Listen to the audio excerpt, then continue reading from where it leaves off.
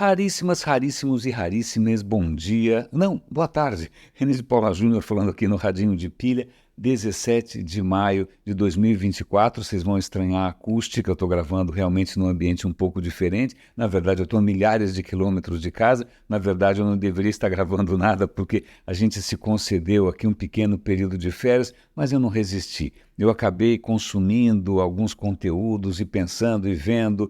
E eu achei que valia a pena, né, encerrar a semana compartilhando isso com vocês. Por onde a gente começa? Eu vou começar talvez por coisas muito coloridas. Eu vou começar por um peixe absolutamente extraordinário, que é o peixe papagaio. Não sei se vocês já viram um peixe papagaio. Não, ele não é verde bandeira. Não, não, não, não, não. Não imita o que a gente fala. Eu acho que ele chama papagaio porque ele é meio bicudinho. Ele tem na frente ali o que parecem ser dois dentões, mas acho que não é dente. Eu não sei. Ok, é um peixe absolutamente maravilhoso. As cores são extraordinárias. Esse em questão, né, que inspirou esse episódio de hoje, era de um azul celeste, assim, com um gradiente ali, um degradê para um amarelo lindo, umas nadadeiras espetaculares, uma criatura excepcional. Mas ele me chamou a atenção hoje, não tanto pela parte visual, mas pela parte sonora. Estava eu tranquilo, observando, quando eu ouço como se alguém estivesse roendo alguma coisa. Eu falei, o que é isso? Quando eu vou ver, aliás, vou ver de máscara, porque eu estava debaixo d'água, eu estava com um snorkel, que é o máximo que eu consigo. Eu não sou nenhum aventureiro, mergulhador, não. O snorkel para mim está ótimo, né? Então eu estava ali com o snorkel, olhei ali e era um peixe papagaio fazendo o quê? Roendo o coral. É isso que ele faz. Dava para ouvir o barulho dele roendo ali o coral com aqueles dentões, né? E logo na sequência, o que ele acabou fazendo foi fazer ali um cocôzinho. E o cocôzinho dele, eu sei que é um tema meio esquisito, mas a gente tem que agradecer ao cocôzinho do peixe-papagaio, porque grande parte da areia branca, né, a areia na qual eu pisei antes e pisei depois, a areia branca que você vai também aí procurar no litoral, etc. e tal, essa areia branca, adivinha de onde ela veio? Né? Não foi nenhuma divindade, não adianta dizer que Deus é brasileiro. Não, isso é obra do peixe-papagaio. E até para confirmar se eu não estava enganado, eu perguntei para o ChatGPT, essa nova versão agora, que inclusive eu tenho usado à torta e à direita, eu tiro foto de um passarinho, pergunto que passarinho é esse, ele me conta, tiro foto do caranguejo, vou tirando foto das coisas, ele sabe tudo, um espetáculo. Pois bem, eu confirmei com ele, é verdade. Grande parte dessas areias brancas que a gente vê nas praias, que a gente adora, elas foram produzidas por peixe-papagaio roendo coral. Aí você fala, não é possível, porque é muita areia, coitado do peixe, ele não dá conta. Saiba, graças ao ChatGPT, que um peixe-papagaio, em um ano, ele consegue produzir mais de 100 quilos de areia só nesse processo de se alimentar. E ele parece um bicho meio sorridente, né, com aqueles dentões, é um bicho meio curioso, mas eu gostei dessa história porque não só uma curiosidade do mundo biológico, mas também tem uma questão de escala de tempo. Eu lembro que quando eu estava no colégio, eu tinha um professor, que era o professor Fausto, de geometria descritiva, uma daquelas disciplinas que ninguém acha graça, né? Mas ele era um cara muito erudito, muito culto, e ele gostava, antes de, né, toda a aula, antes de começar, ele soltava alguma pérola cultural, e uma vez acho que tinha lido alguma coisa indiana, que falava que imagine uma montanha de diamante em que um passarinho vai lá afiar o bico, então quando essa montanha for finalmente desgastada pelo bico do passarinho, passou-se um segundo da eternidade. Ok. Eu prefiro pensar no meu peixe-papagaio, que está ali todo santo dia.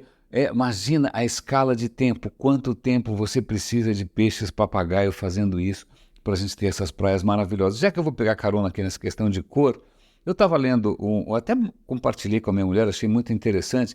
Eu estou lendo aquele livro que chama Ondas de um Oceano Impossível, que na verdade é um livro introdutório a um campo da física chamado Teoria do Campo Quântico. Mas é um livro muito didático, juro, não tem equação nenhuma, tá? É uma coisa for dummies. E ele estava falando alguma coisa da visão, né? E eu acabei compartilhando com a minha mulher, mas porque a história era muito interessante. Pense no arco-íris. O peixe que eu vi era praticamente um arco-íris ali, né? Iridescente, aquela coisa magnífica e tal. Mas pense num arco-íris. Você olha um arco-íris no céu, é um arco. Você poderia se perguntar, eu nunca me perguntei, confesso, por que o arco-íris é tão estreito? né? Na verdade é uma faixinha só, certo? É uma faixinha, começa numa certa cor, acaba numa outra cor e já era. Na verdade, ele não é uma faixinha. Na verdade, ele só é estreito porque aquilo é o que os seus olhos conseguem ver. Porque quando você pega ali que vai do vermelho até o violeta, é que abaixo do vermelho, qualquer frequência, né, abaixo do vermelho, o seu olho não enxerga. Qualquer frequência acima do violeta, o seu olho não enxerga. Então, veja só, não é que você, que maravilha o arco-íris ali, na verdade você está vendo uma fração minúscula.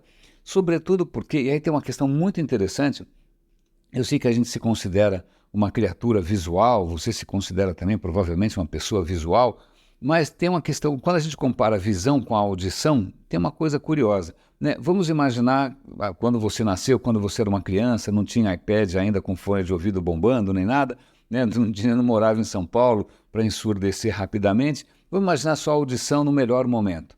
Você conseguia ouvir, né? Hoje não mais, certamente não mais, mas alguma coisa entre 20 Hz, que é um som muito grave, né? E 20 mil Hz, que é um som muito agudo, certo? Certo. De 20 a 20 mil.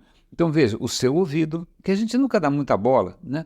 O seu ouvido é capaz de registrar uma faixa de 1000 vezes, da mais baixa até o limite mais alto, 1000 vezes, entendeu?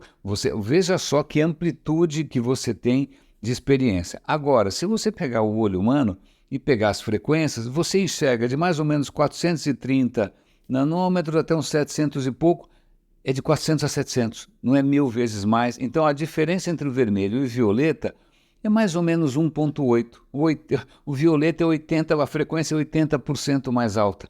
Não é uma coisa gigantesca. Então por isso que você não vê raios gama, você não vê raio X, você não vê nada, você não vê ultravioleta, você não vê infravermelho. Aí você fala, uau, eu não tinha ideia, eu achei que eu estivesse vendo tudo. E aí esse autor ele faz uma comparação que é interessante, que é que a gente está tendo oportunidade aqui, longe da cidade, né, longe da poluição luminosa, né, de noite você vê um monte de estrela. Ele falou, se você olhar para o céu, você provavelmente vai ver algumas estrelas num fundo escuro, certo? Certo.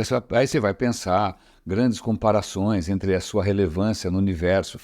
Não, mas a questão é a seguinte, o que você está vendo não é exatamente a realidade, é que você não enxerga várias frequências. E se você enxergasse várias frequências, raio-x, por exemplo, né, raios gama, por exemplo, ou mesmo micro-ondas, que é a mesma coisa que luz, só que numa frequência mais baixa, se você enxergasse tudo isso, o céu ia ser claro, você ia ver milhares de coisas, infinitas, você não ia ver nada escuro. Não ia ter nada escuro, não ia ter nada que sem alguma coisa para você ver. Ainda mais porque desde quando o universo surgiu no Big Bang, né, a gente ainda recebe até hoje toda a primeira luz que atravessou o universo, né, não é o Fiat Lux daquele livro, não, é a primeira luz que realmente atravessou o universo, ela continua chegando até a gente 13,8 bilhões de anos depois, é que você não enxerga. Porque o universo já esticou tanto que ela virou micro-ondas, você precisa de uma antena, mas a gente tem uma fotografia super bacana disso, né? Ajuda a gente a entender o universo. Eu achei isso legal, porque a gente sempre fica naquela suposição que a hora que você abre o olho, né, que você acorda, você está consciente de tudo que existe no universo, você está vendo tudo ao mesmo tempo. Né? É hashtag só que não. Aliás, para quem gosta de fotografia, vou dar um link para um vídeo muito divertido em que o cara tenta, ele se lembra que o fundador da Leica é uma empresa de câmeras fotográficas muito antiga, né? Quando ele fez o primeiro protótipo da Leica portátil, da Leica de bolso, por assim dizer, a lente era 42 milímetros, né? E aí, quando ele realmente fez o produto comercial, ele passou para 50 milímetros. 50 milímetros é uma especificação da lente. Por que 50? Porque ele achava que essa era o tipo de lente que melhor representava a visão humana. Aí você fala, mas que engraçado, porque, peraí, como é que se chega nessa conclusão? E o vídeo tenta explicar isso. Ele vai mostrar que o seu olho, a hora que eu estou olhando para frente, eu não estou vendo 180 graus, estou vendo um pouquinho menos do que isso, certo? 120, alguma coisa assim e tal. Mas o seu olho, se você olhar dentro lá da retina, ela não é uma coisa uniforme, não é que nem uma película de cinema, não é que nem um filme fotográfico, ela não é que nem um sensor de câmera. Ela é feita de cones e bastonetes que estão distribuídos ali de uma maneira um pouquinho estranha. né? Por quê? Porque você tem a resolução maior da sua visão está num trecho numa região muito pequenininha, meio no meio da bolinha mesmo, que é uma região muito pequena, que é essa que você usa para ler, para você ver uma placa, para ver as coisas lá longe, para reconhecer alguém e tal. Porque à medida que você vai se afastando do centro, a resolução cai, né? E você começa a ser mais sensível ao movimento do que à cor propriamente dita. Se você quiser ver cor de verdade, você tem que olhar de frente com o centro do olho. Então, ele faz um monte de contas ali para mostrar que realmente você tem algumas opções de lente para melhor refletir a experiência humana. Mas, de novo, eu estou chamando a atenção para como a nossa percepção funciona. E por que a nossa percepção funciona assim, de uma maneira limitada? Não parece limitada porque o cérebro está enganando a gente o tempo todo. Mas ela é limitada porque simplesmente não tem como a nossa cachola dar conta, não tem como o cérebro dar conta.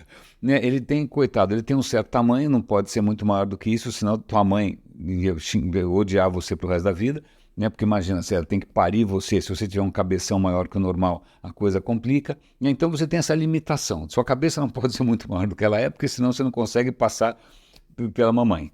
Né? E, além do mais, o cérebro já consome uma energia louca e, mesmo assim, é uma máquina relativamente lenta e ele não consegue dar conta de tudo o que está acontecendo ao mesmo tempo. Então, ele faz umas trapaças, ele meio engana, dá uma editada ali, junta tudo e cospe para você o que você considera a sua experiência de mundo. Mas o que é legal é que basta qualquer instrumento científico para mostrar quanta coisa a gente não vê. Seja um microscópio mostrando, sei lá, bactérias, seja um outro microscópio qualquer mostrando o coronavírus, seja um telescópio mostrando os confins da galáxia, o Hubble, né? Pode ser alguma coisa em infravermelho, alguma coisa em raio-x.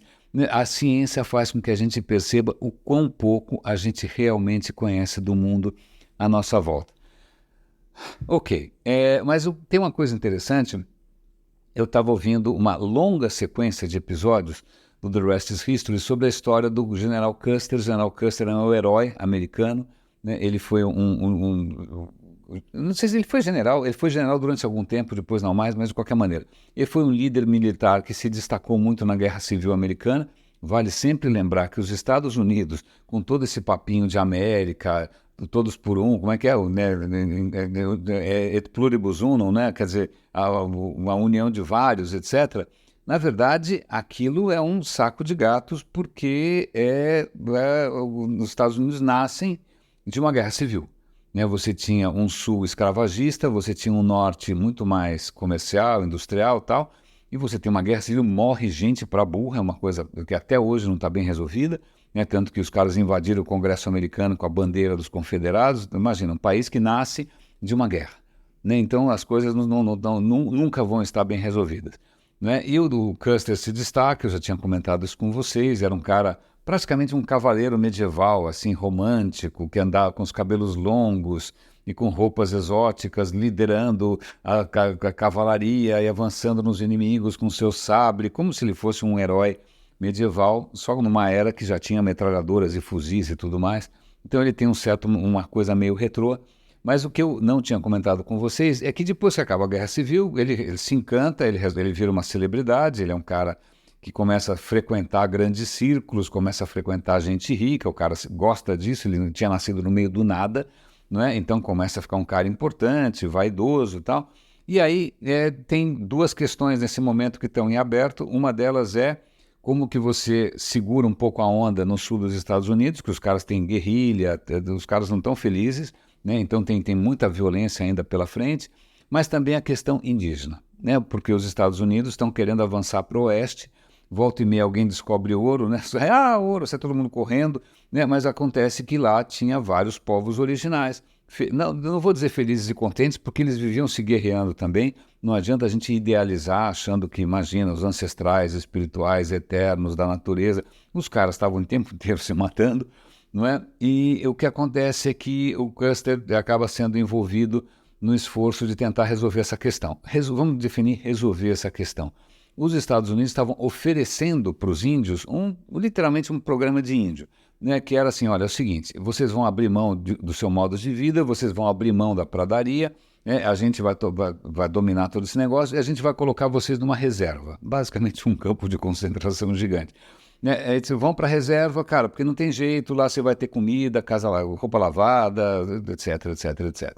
Né? E o que acontece é que algumas culturas, alguns povos ali acabam percebendo que resistir é inútil e acabam indo para as reservas, mas você tem índios que são rebeldes, né? Índios que não, pelo amor de Deus, quero continuar o meu modo de vida, eu sou um guerreiro, né? Eu mostro o meu valor, minha masculinidade na guerra, matando os bisões, né? Os que sobraram, porque os brancos passavam de trem matando centenas de milhares de bisões por esporte, né? Ficavam lá na janelinha do trem, bum, bum, bum, dando tiro, mataram milhões de bisões, uma devastação. Mataram para nada, os bichos ficavam lá apodrecendo. Mas, na verdade, era uma maneira de sabotar o modo de vida dos povos originais, né? Então, vão matar os bisões, esses caras não vão ter o que comer. Mas, obviamente, tinha indígenas que eram rebeldes e não estavam gostando dessa história e começaram a criar problema.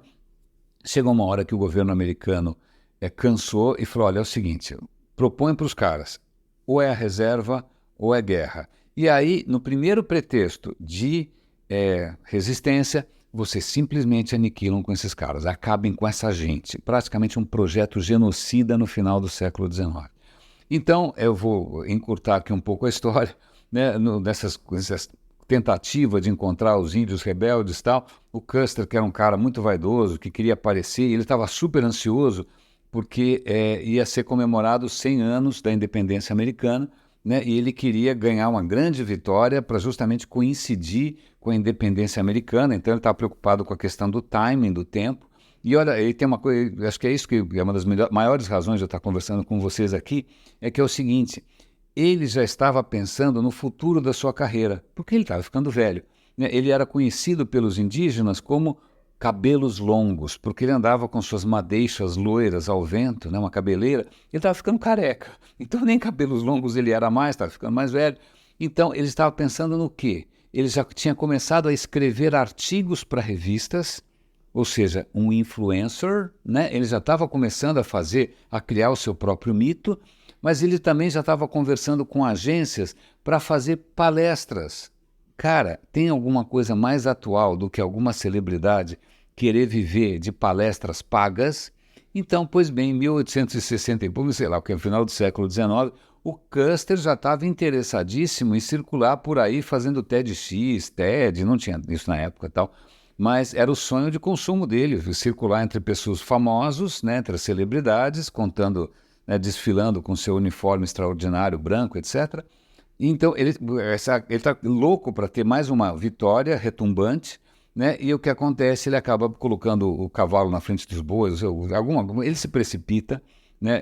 É bastante questionável a sequência de fatos que levou a isso, mas acontece que ele está lá liderando a 7ª Cavalaria e ele acaba sendo absolutamente chacinado, não escapa ninguém, né? Todos são mortos, mutilados, torturados, esquartejados, é um Deus nos acuda, porque o que acontece, além da questão da vaidade, do cara querer alimentar o próprio mito, havia uma coisa profundamente racista, ele era racista, de achar que índio você mata que nem mosca, porque eles são incapazes, porque eles não sabem se organizar, porque eles são os bananas.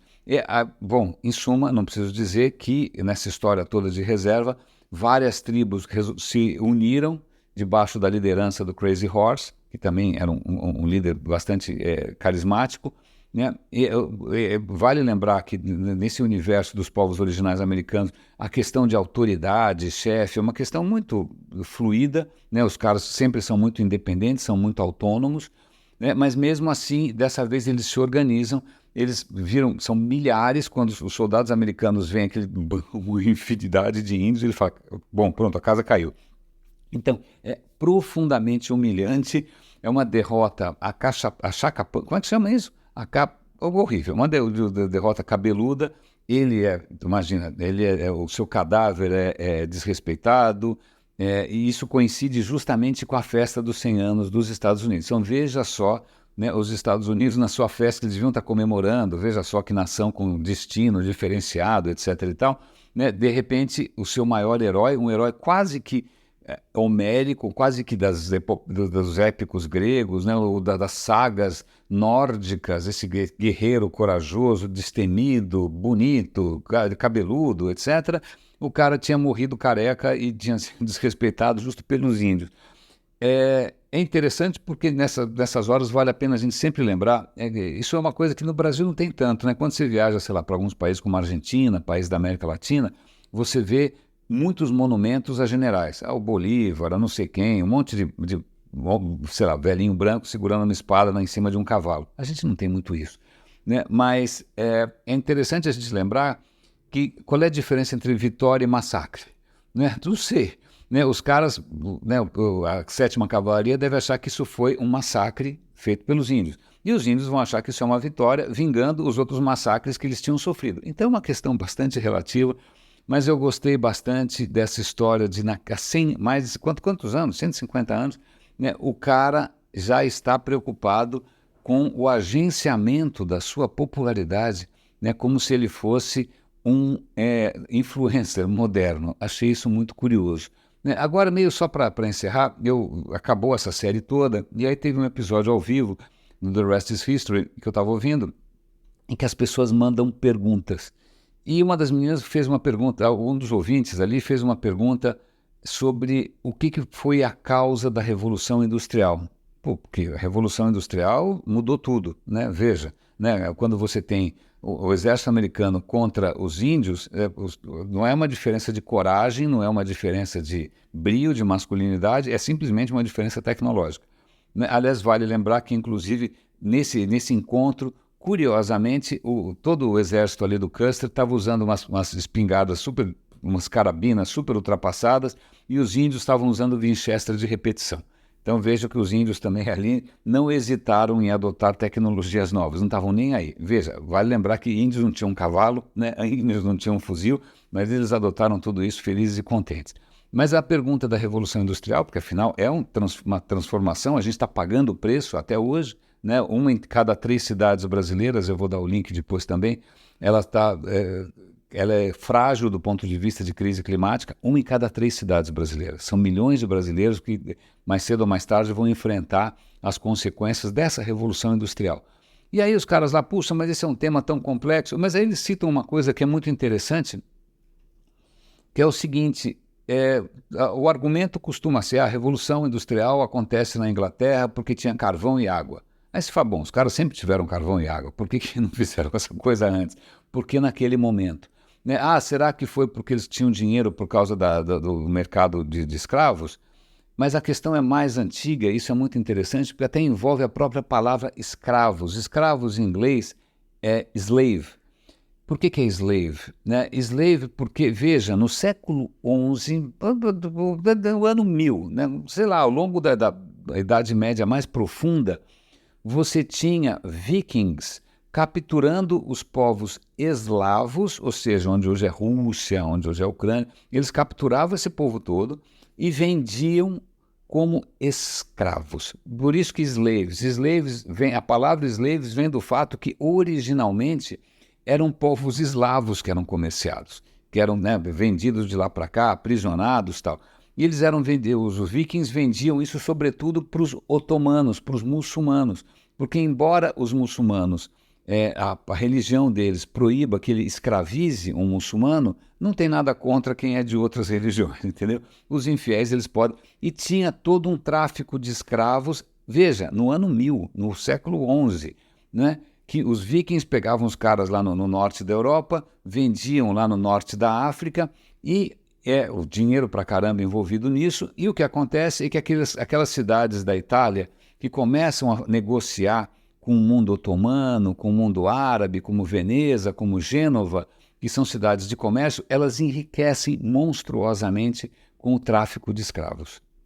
Veja que engraçado, né? A gente não costuma associar escravo loiro de olho azul, né? A gente não consegue... Mas veja, então é esse dinheiro que vai alimentar a renascença, depois o tráfico de escravos continua, de escravizados continua até o século XIX, a Inglaterra vai lucrar com isso, a Holanda vai lucrar com isso, todo mundo vai lucrar com isso, né? Vale lembrar, inclusive, eu descobri isso através do The Rest is History também, que uma das primeiras guerras globais é a guerra entre Portugal e Holanda, é uma guerra de nem sei, acho que 30 anos, se eu não me engano. Eles estavam ali brigando pela supremacia, né? Os holandeses tentando conquistar Recife, os portugueses tentando conquistar outras áreas da Ásia, né? É um confronto armado, morre muita gente, e eles estão todos esses países hoje bacaninhas, posando de bacana, todos eles estavam envolvidos diretamente com o tráfico de escravizados agora da África, né? Então, é legal a gente sair um pouco do lugar comum e ter um pouquinho mais de perspectiva e enxergar um pouco mais do que a gente conhecia. E eu acho que é isso que eu tinha para comentar com vocês.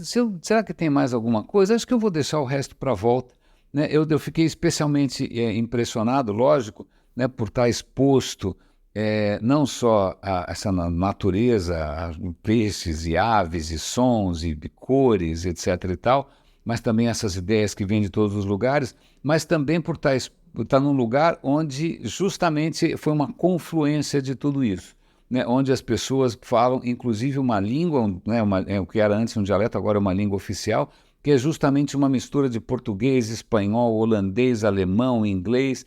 É uma história não só de encontros não necessariamente voluntários, não necessariamente felizes, mas também a maneira como pessoas encontraram para se unir, né, para criar algum tipo de solidariedade, de comunidade, mesmo em ilhas diferentes, né, vira uma língua franca de comunicação entre culturas diferentes, culturas que foram misturadas aí, né, de uma maneira não necessariamente muito bacana. Raríssimas, raríssimos e raríssimos. Espero que a qualidade tenha ficado razoável. Cuidem-se, por favor, e até a volta. Dia 22 eu estou de volta em São Paulo e a gente continua a conversar. Um grande abraço e cuidem-se.